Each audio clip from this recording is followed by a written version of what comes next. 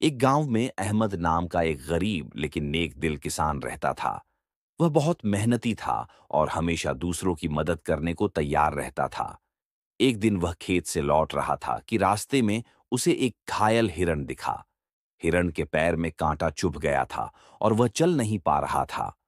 احمد نے بنا سوچے سمجھے اپنا کام روکا، ہرن کی مرہم پٹی کی، اسے پانی پلایا اور تب تک اپنے ساتھ رکھا جب تک وہ ٹھیک نہیں ہو گیا۔ پھر اس نے ہرن کو واپس جنگل میں چھوڑ دیا۔ کچھ مہینے بعد احمد شہر گیا تھا، سامان بیچنے اور راشن لینے۔ جب وہ لوٹ رہا تھا اور جنگل کے راستے سے گزر رہا تھا تو کچھ ڈاکوؤں نے اسے گھیر لیا۔